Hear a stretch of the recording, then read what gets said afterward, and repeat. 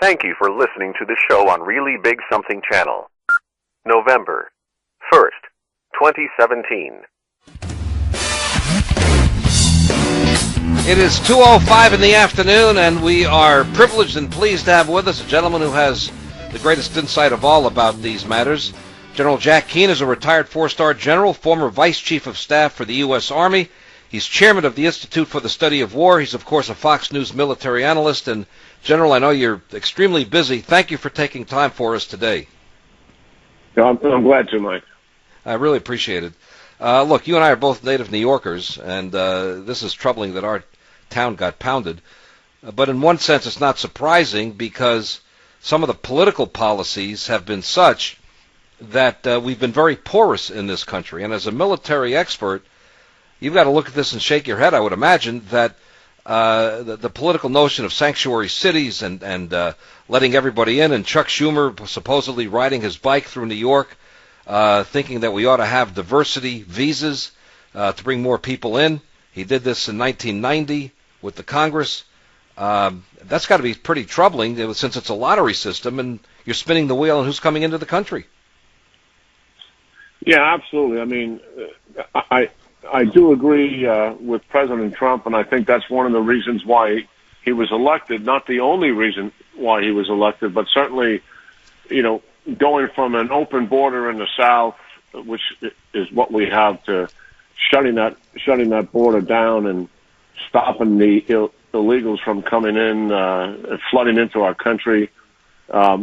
Looking at Europe and seeing their open border situation, their mass immigration with no vetting, what that has done to them, along with their multicultural neighborhoods. For our viewers, if that's a new term, it really means Muslim neighborhoods where the second generation cannot get education and good jobs, and they become breeding grounds for radicals. We don't have that problem in our country, fortunately. What we do have issues with immigration, and so I think the vetting programs and actually, putting countries on notice where there's not a good system in that country to check on people, that we cannot accept people until a good system is put in place.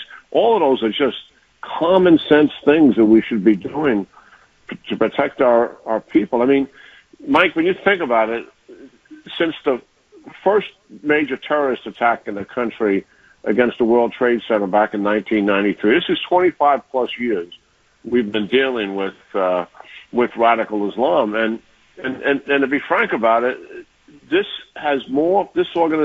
terrorist movement, which takes different forms, ISIS, Al Qaeda, Boko Haram, etc., has morphed into a global jihad. It is thriving and growing, despite some of the things we have done to push back on it. So yes, we have to protect ourselves at home as much as we have to take the fight to them away. Well, the one thing that scares me, General, is the point you just made about the generational thing, because this guy has 3 kids. Tafshin Malik and her husband have a child, an infant, but nevertheless a child. What's going to happen to them? Could those people of other generations in this country become radicalized by looking at their parents as heroes? Certainly. No, listen, and that's why the statement that was used by Governor Cuomo in yesterday's press briefing, where he said this is a lone wolf. I mean, we just got to stop using that term. The fact of the matter is, these terrorists are members of a worldwide terrorist organization, in this case called ISIS. And that means they are committed to the ideology.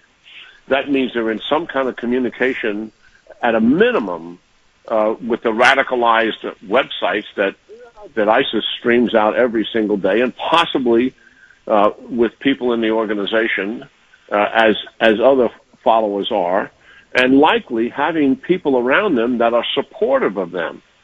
The United Kingdom has 54 million people in it, and they are tracking 23,000 potential terrorists or supporters of terrorists. And when we talk about 1,000 cases in the United States for a population of 330 million, our problems are small by comparison to others. But yes, rarely does does a person not have some kind of radicalized support group around them that shares the same belief system, and others who may not share the belief system but know this person has become radicalized but chooses not to do anything about it? Yeah. So this reach out to the communities that must take place. Our police have got to surveil in those communities. We've got to have people in there that are informants for us, and we've got to have people in there that are really working to push back on the radicalized ideology. Let's start at the border, and then I want to get to the domestic side. Should we eliminate these diversity visas, commonly called lottery visas, because they're just letting anybody in at the spin of a wheel? Well, I totally agree with, yes, we should stop it. And the other thing, I mean, I'm in agreement with the senators, Tom Cotton and a bunch of others who are proposing a merit-based immigration system. Right. And one that's not just family-based. And I think it's the direction that we must go. I mean, clearly, we're trying to clean up the illegals who are coming into our country, but we also have to improve on the immigration system. And I'm not a proponent for reducing the numbers of immigrants we have. I am on the side that immigrants who come to this country help to stimulate this country. They bring an energy and a passion and a desire to improve their life. Very few of them come in here, I'm talking about legally, with the opportunity to get on the dole or become part of an entitlement program. Most of them are coming here because it is the land of opportunity. So let's put the program together like it used to be years ago, and let's bring in people who we want in the country. No question. And you can bring this, I agree with you, General, you can bring the same number of people in, but make them the better quality people who are not going to harm this country. Which gets to the point, in the case of this individual, he got here in 2010.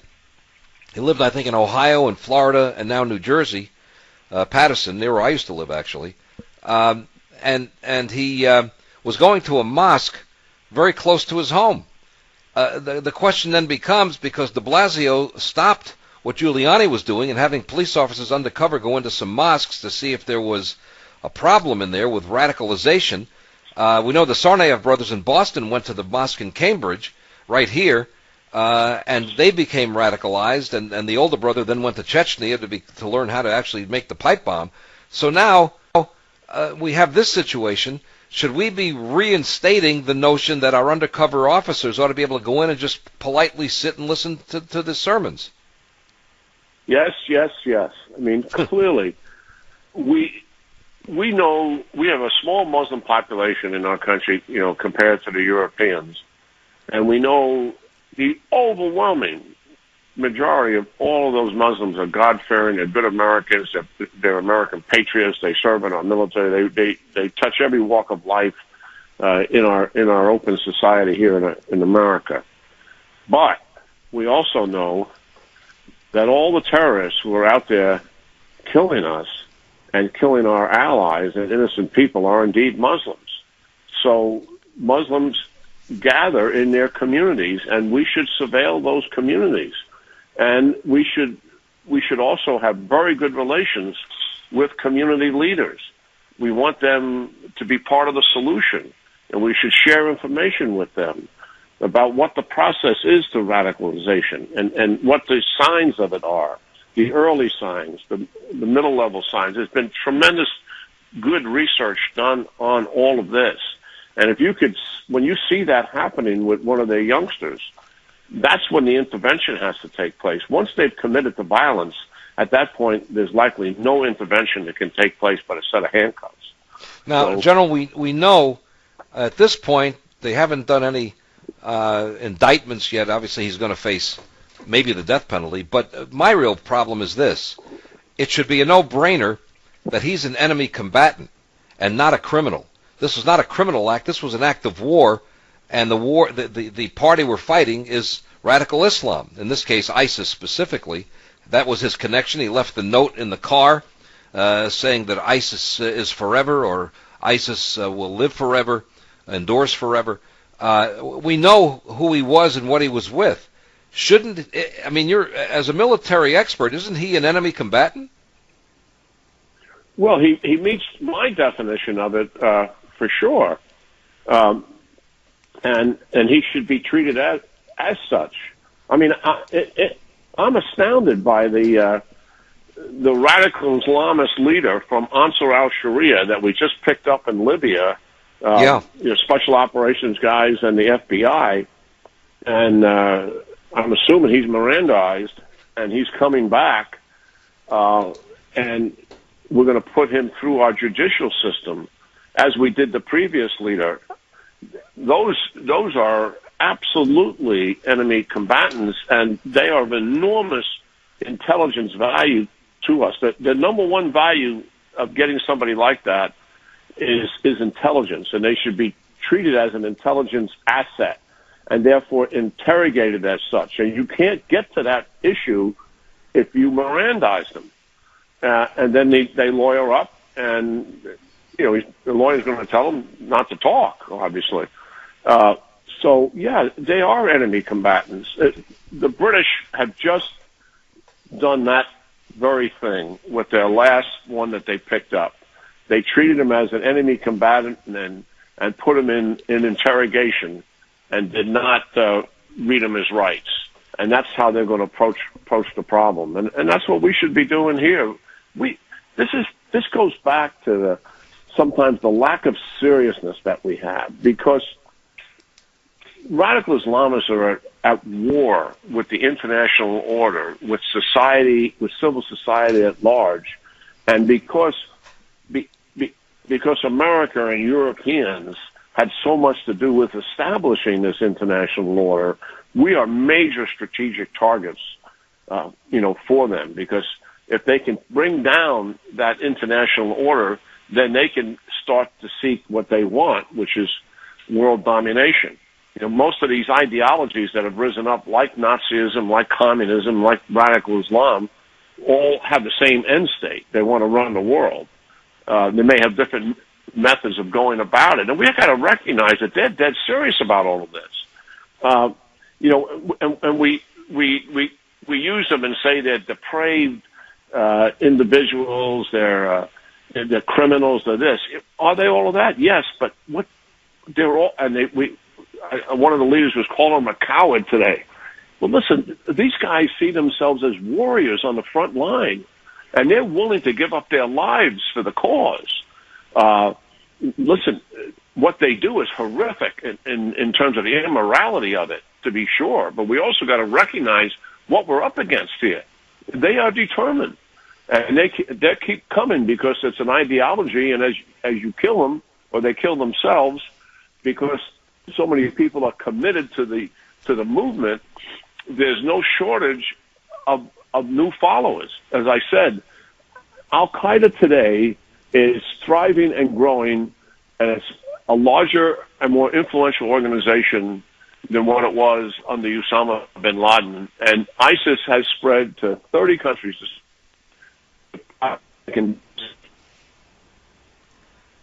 It's horrifying. Let me ask you, we because have to be serious about what's happening. Very true, but the domestic side of this, maybe one thing is that we, as you said, we have to look at these mosques and see if they're legitimately practicing religion, or if they're, because this guy got radicalized here, and 8 people are dead because of him. So we need to do something about that. The other part of it is that maybe with regard to getting trucks are becoming a common pattern here. Maybe we should be doing more about screening and doing background checks before somebody's able to go out and get a truck just arbitrarily. Can we get into that area with regard to this? Well, I think we'll find ourselves doing that, because it has become a weapon of convenience, which has morphed into a weapon of choice, because it's certainly anybody can get a truck, that's for sure, who has a license. It's not surprising, as Deputy Commissioner Miller mentioned in the press briefing here in New York City. I have to be here, I live in D.C., that he mentioned that they've been to 100 rental organizations, and they were coaching the owners or the people that work in these rental truck operations what to look for, in terms of the type of person that would be a terrorist wanting a truck. Yeah, so yes, there's a lot of work that can be done, but not every local law enforcement agency has the kind of resources that New York City has. Well, we maybe have to think about that. Let me ask you to stay. I think the feds are going to have to help here a little bit, with this issue as well. Yeah, that's certainly part of the mix. General, we'll come right back. We'll take some calls from listeners who want to talk to you. Good to have General Jack Keane with us. 2:20 it is at the Voice of Boston, WRKO. 2:24, back we are. Let's go for General Keane to Michael in Alston. Hello, Michael. You're on with General Keane with Mike Siegel at WRKO. Hey, how you doing? Good. Go right ahead. All right. I got one thing to say. I was listening, and I'm not sure if the general has any Muslim friends. I'm a Christian, and I have Muslim friends, and I actually work for a Muslim person. And today we had a discussion at work, and one of the guys had came back from his lunch break, and he says, the guy that committed this crazy act, he's obviously with Al Qaeda or affiliated with these well, it's ISIS. These crazy ISIS people. But what people have to know is that media is taking this to a religion, and we are against war, not against Muslim people, but we are against war with a regime, basically a mafia. You can't blame what these people are doing on the Muslim faith or the Muslim religion, because they Michael, we're short on time, so let me quickly respond, and then the general can certainly respond. Abu Bakr al-Baghdadi holds a PhD in Islamic studies. He has the highest terminal degree in the subject. And if you ask Dr. Abu Bakr al-Baghdadi why he does what he does, he's going to tell you it's because of what the Koran directs him to do. General Keane, go right ahead. Yeah, I mean, you cannot separate radical Islam from the religion of Islam. And that's a fact. Because that is what they say. They define their ideology, not us. It is they who embrace it and make it a religious movement that has huge political overtones. And you have got to understand that. To try to separate it and say that's not really what's happening, I think marginalizes all the good Muslims out there who embrace the goodness in the religion. And so we have to be honest with ourselves. And I do have Muslim friends. In fact, they come to my house at Christmas time, even though I'm a Catholic, and we sing religious songs and everything. We have a great time. Yes, we just got to be honest with what it is. And I and Mike are not saying that there's something fundamentally wrong with the religion or there's something fundamentally wrong with Muslims. That's not the case. We are saying that the radical Islamists are all Muslims, and they identify this in their own words as a religious movement, and we have to understand it, and we have to undermine that ideology. I don't think we can shoot our way out of this thing. We have to hold their behavior accountable, and when necessary, kill them, to be sure. But we also have to undermine that ideology, and that will take largely Muslim leaders, clerical leaders, community leaders who understand it themselves to get their youngsters to make better choices. And sometimes, General, they're afraid because, as I was mentioning earlier in the program, that if you look at Israel and the Palestinians, there have been Palestinian mayors in the past who have been willing to make peace with Israel, and they've been assassinated. The Egyptian leader, his name escapes me, but he made peace with Israel, with Menachem Begin. And he wound up getting assassinated by the Muslim Brotherhood. Anwar Sadat. Sadat, exactly. So, right. There's a fear in maybe in the Muslim communities too. Yeah, but there are a lot of Muslim communities, more familiar with them in the United States, where the community leaders are much more active, and they cooperate, with law enforcement. And in our Muslim communities, fortunately, youngsters have access to good education based on merit. You get good grades in high school just like anybody else. You go to a decent college, and then you're in the mainstream of America, and you're likely going to live someplace else in America than where you grew up, like most Americans. Yep. But that doesn't happen in Europe, unfortunately. They become prisoners in those neighborhoods, and it's a breeding ground for radical Islam. It's as we wrap up here, that's going to be the long-term solution, and hopefully it's a generational thing, and hopefully we can take the younger generations and turn them, but it's going to have to be Islamic leadership. When I did my PhD dissertation on the Middle East, we cited some of the horrible writings in the books in the Arab countries against Jews, and they do the same thing against Americans. That's got to change, and as a final point, we have to clean that up and treat each other as human beings and respect each other for the content of our character, not the religion or background that we have. Well, I strongly agree with that. And Al-Sisi, the current president of Egypt, and his head imam, who's written 2 editorials in the Wall Street Journal, talk about how Muslim leaders, national leaders, political leaders, and religious leaders have got to assist in undermining this ideology, and there should be some major reforms inside the religion itself. These are Muslim leaders speaking out and talking about the need to do this, not Judeo-Christian leaders in America who don't know much about this ideology, and I profess I'm one of them.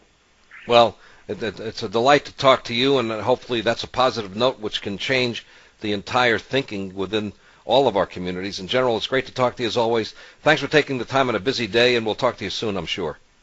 Okay, thanks, Mike. Always good talking to you and your audience. Thank you. Take care. Thank you very much. Mike Siegel here. 2:30 it is at the Voice of Boston, WRKO. WRKO, the Voice of Boston.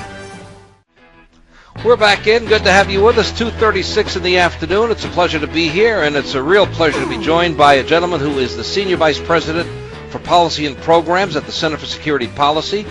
He was a CIA analyst for over 2 decades, does a lot of news commentating on Fox and elsewhere, public speaker, and writes extensively and on the subject that we're going to talk about today. And we're delighted to have Fred Fleitz with us on the program. Good to have you back with us, Fred. How are you, sir? Hey, good to be here. I'm pretty good. Okay, let's get to the situation yesterday.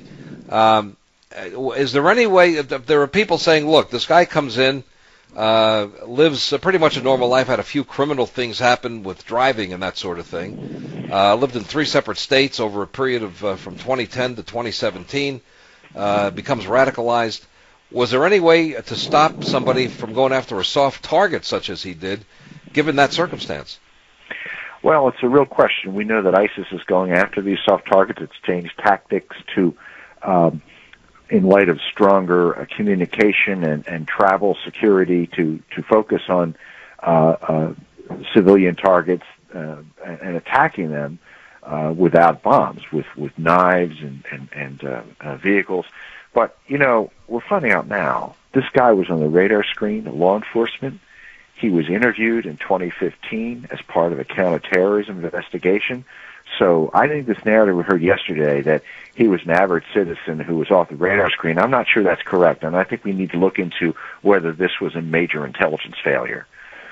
You're making a profound point, because the police commissioner today at the press conference made the point that they had nothing on him directly. But now they're making what he called concentric circles, going out to find his connections to others, where you have these peripheral relationships that turn out to be horrifying acts such as we had yesterday, and we didn't do enough of that apparently. Now, you were at the CIA. Would that be something that you would normally try to do to see what the connections are? Well, what I've heard is that he was interviewed concerning 2 individuals who may have had terrorist ties. Apparently, they had skipped out on their visas, and an investigation wasn't opened up into him because there wasn't enough information. Well, that's what we're hearing right now. But the fact that he was interviewed and was known by the Department of Homeland Security and probably the FBI, I think we need to find out what did they know and did they have good reason to investigate him 2 years ago. Yeah, that would be, it seems to me at least, important. We see this happening repeatedly, though. The Tsarnaev brothers, I mean, even the Russians warned us about them in Boston. Tafshin Malik was writing on her social media about being a part of the jihadist movement, and then we let her into the country anyway, and then she kills 14 San Bernardino citizens with her husband at her side. And then the fellow Omar Mateen in Orlando had a coworker who reported the guy for his incredibly radical things that he said, and the company refused to report him to anybody. And the guy who was working with him quit because he was afraid for his own family, the way this guy was talking. So we've really slipped through the cracks here with some of these cases. We need to confront the political correctness that the Obama administration and the mainstream media, well, the Obama administration pushed, the mainstream media is pushing to discourage us from even talking about the concept of radical Islam and jihad and Sharia. Let me tell you about a tweet that Mr. Obama posted today. He sent a tweet passing on his condolences and those of his wife to the people of New York over the New York attack. Now, my friend Seb Gorka sent a great response to this on Twitter. His response was, "What kind of attack, Mr. President?" I mean, this guy still can't say radical Islamic terrorism. I mean, it's unbelievable. And he was the commander-in-chief. And I know he's been so heavily criticized, and New York officials are calling it terrorism, but not Barack Obama. He set in train really, he set us back with policies that refuse to acknowledge the threat. And look, because of if it wasn't for Barack Obama, ISIS wouldn't exist, because he pulled our troops out too fast. He's the one who called ISIS a JV terrorist group. He was in denial all 8 years of his presidency. Well, now, as a former CIA analyst, I'm assuming you have contact with your former colleagues on occasion anyway. During his term in office, were they limited in what they could do in terms of analysis about getting intelligence about jihadism? No, my understanding is they wrote some pretty good intelligence. He just didn't want to read it. And there are many reports he wasn't reading the presidential daily brief, at least on a daily basis. And Bill Clinton was this way too, he was smarter than the intelligence analysts. He didn't think he needed to read this, and he didn't like reading analysis that conflicted with his worldview. Bill Clinton was exactly the same way. I remember when I was an analyst at the agency at the time, he skipped so many intelligence briefings that they stopped giving analysts feedback because the feedback was being leaked to the press on how Bill Clinton didn't read intelligence.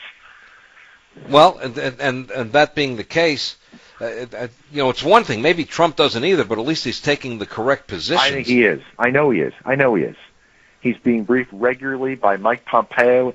I've heard very good things about feedback from Mr. Trump. I think he absorbs this material. I know that's not the case for Donald Trump. That's good. I'm glad to hear that. In any event, he's taking the correct positions to protect this country. And then what about this diversity visa, which we hear about, which is basically a lottery? I mean, you spin a wheel and you hope the guy that comes in is going to be a good guy. What's that about? I don't know. It looks like a terrorist lottery to me. I like the idea of admitting refugees and immigrants who can contribute to this country, and admitting people from areas where their lives are at risk or they're in areas of civil war, assuming we can vet them for terrorist ties. Look, we're generous people. We want to help people who are in a miserable situation and are living in areas where maybe they're fearing for their lives because they're religious minorities. We want to help these people, but letting people in at random who aren't in such a situation, who may be radical Islamists, I mean, this is crazy, and I'm happy to hear the president plans to get rid of that program. Yeah, now can he do it on his own, or does Congress have to do that? I think Congress has to do it. I understand there was a move to get rid of it in Congress a few years ago, and the Senate voted to do so, and the House didn't want to bring it up. I can't explain that one. Well, the story came out today that Chuck Schumer was riding his bike one day in New York and came up with the idea of this diversity visa. Back in 1990, it was passed. And that kind of thinking, going back then, was reflected again today because all of a sudden Andrew Cuomo says this guy was a lone wolf, and he says we shouldn't be politicizing this. Well, how can you not politicize it if you're in favor of sanctuary cities, you and de Blasio, and the mayor, and you're talking about his being a lone wolf? Do you buy the idea of a lone wolf? Andrew Cuomo, his idiot brother on CNN, as well as de Blasio, they just have no concept of what we're facing on the threat from radical Islam. And unfortunately, de Blasio will probably get reelected, even though he shut down an important counterterrorism program being run by the U.S., the New York Police Department. Who's talking about that today? Turn on MSNBC and CNN. All they're doing is talking about Islamophobia. Oh, the conservatives are going to try to crack down on Muslims after this. That is not what anyone wants to do. We want to talk about the threat from radical Islam and an ideology that's at war with modern society. Well, the question then, Fred, is when do you come to your senses about this? Because these media organizations just don't get it. And you talk about Chris Cuomo and Andrew. I think their father would be shaking his head at these two because he was a liberal, but he wasn't a lunatic. He was a very reasoned fellow. And then they came out of this thing going way further to the left as if there's no problem here. In other words, we're all together, we're all united, we had the Halloween party last night, we're having the marathon on Sunday. They're just going forward without any consequence to this, and they don't want to politicize it, but when the Las Vegas shooting happened, Hillary and they were all over the idea of having better gun control. So they want to politicize when it's in their favor, I guess. I think that's right. I mean, the younger Cuomos are part of a new generation of Democrats. We had another generation, the Kennedy generation, who were serious about national security. Actually, not even that long ago. But the Democrats we have in Congress today, they don't seem to have any sense of security-mindedness. Everything is politics. Everything is Islamophobia or some kind of phobia, and it's really dangerous for our national security. Isn't it really, when Cuomo described this guy as a lone wolf, the danger of that is that what he's not getting is that there is a committed, maybe it's psychopathic, call it whatever you want, but it's a personal, emotional, passionate connection to ISIS and to its leader. And Al-Aghnadi was actually out there, as we all know, telling them to use, one statement he made for them was, he's number 2 guy in ISIS, use rocks to beat their skulls in, use knives to stab them, use cars or trucks to run them over, and they're carrying these things out. We've seen knives being used, we've seen trucks being used in horrifying ways. We saw that happen yesterday. Isn't the connection clear, or should be clear, that these are not lone wolves?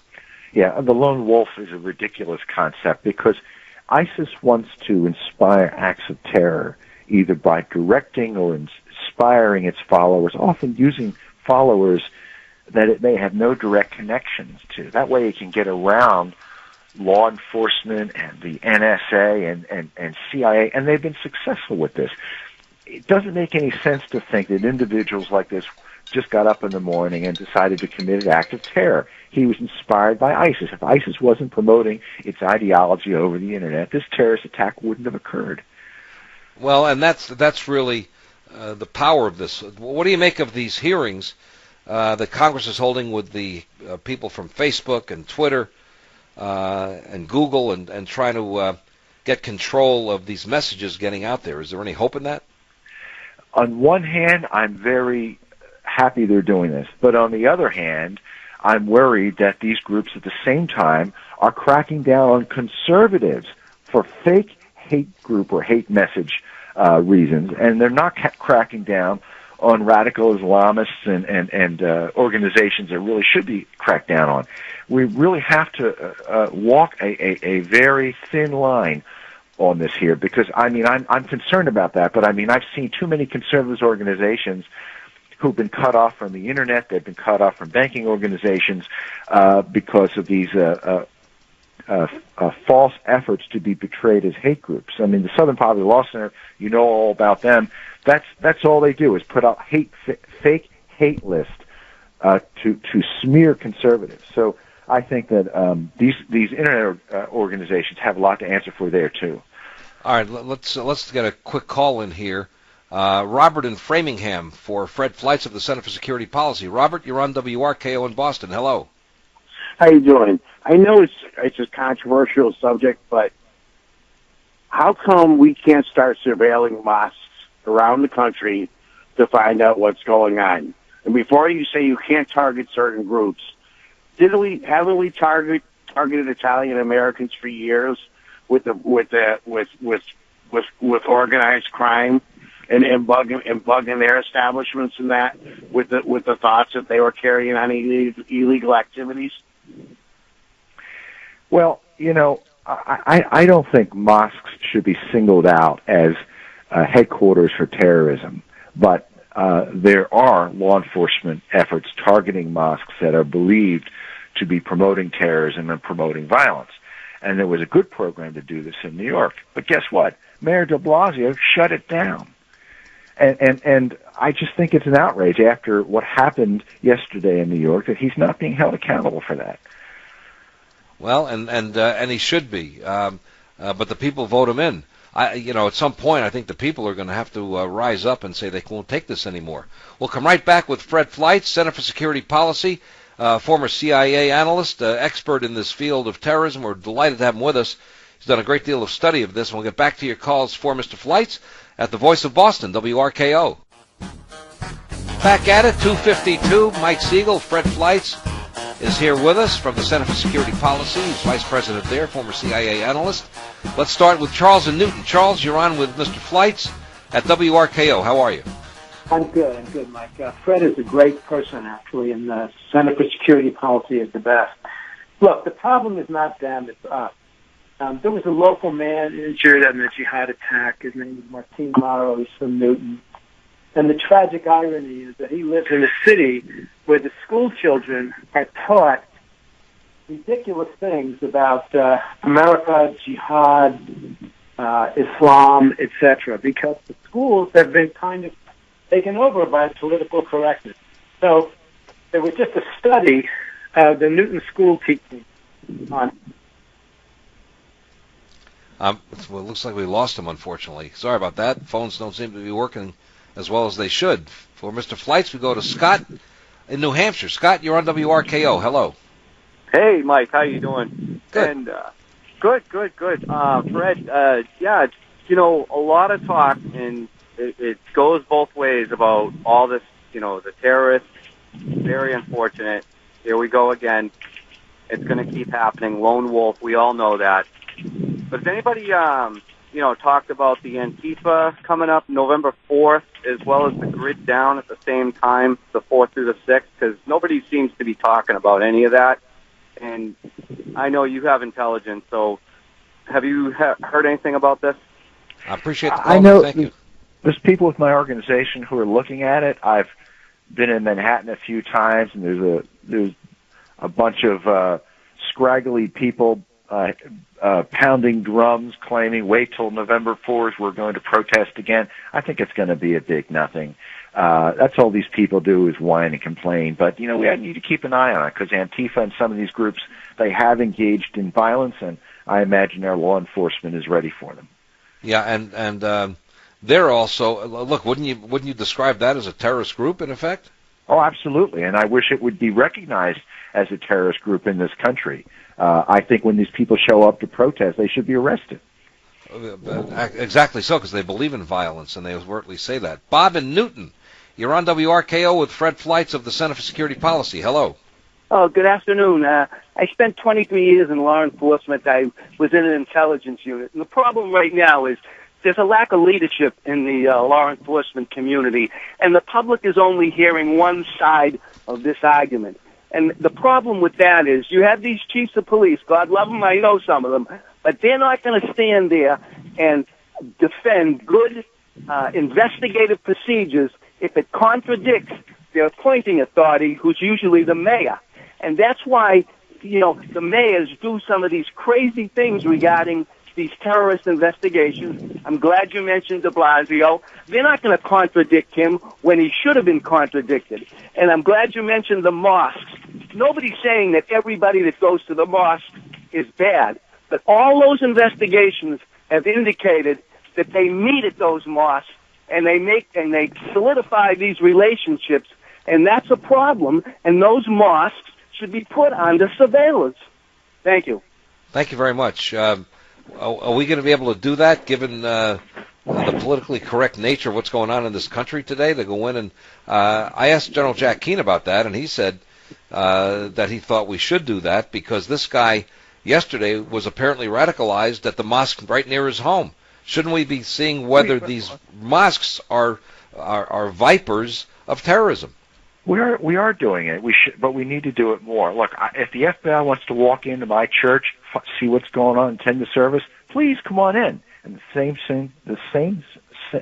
same thing should be true of mosques that are suspected of being a meeting place for radical Islamists and terrorists. I mean, that's just something that we should be doing. I think it makes a lot of sense, and I think people like de Blasio who think it's insensitive that law enforcement agents should go into mosques and maybe listen to what the imam is saying. I think it's a no-brainer. It's something we obviously should be doing. Well, and we should be much more proactive. I'm not sure we're going to get there because they're still talking about it in New York as lone wolves. They still have sanctuary city status. They still think we ought to have open borders. So but there's a difference. There's a difference now. Barack Obama's gone. We have a president who recognizes this threat, and I think big changes are coming. From your lips to God's ears is all I could say, as my mother would tell me. I hope so, Fred. And I appreciate you being with us. You're always terrific. Thank you for taking the time. I know you're busy, but I appreciate you taking the time today. Good to be here. Thanks. You take care. That's Fred Fleitz of the Center for Security Policy. That's going to wrap it up for me, and it's been a great couple of days. I've enjoyed being here with all of you, and your calls are, as always, at WRKO are absolutely great. And I think maybe there'll be some movement. There's still going to be resistance. You know, one of the problems in this country is that an event such as this happens, and then it's very quickly forgotten. Look what happened with the Las Vegas massacre, and that was a massive massacre, the biggest massacre in modern American history, maybe in all of American history of its kind, and it's kind of on the back burner now. And let me just say that the evidence that we have would clearly indicate that that shooter in Las Vegas was in fact ISIS-inspired. They don't take credit wantonly and recklessly for these acts. They're very careful. They, in a kind of a perverted way, their credibility is important to them. They've certainly done it with this case today, and obviously the one in New York yesterday, and obviously he was in fact ISIS-connected. But the shooter in Las Vegas, they even publicized his Islamic name and said that he converted 6 months prior to the attack. And so you've got to sit back and take a look at this. And it's very strange that nobody in the Las Vegas matter is coming out publicly with what the motive was all about. And it's just as likely that it was inspired by radicalism as it is by anything else.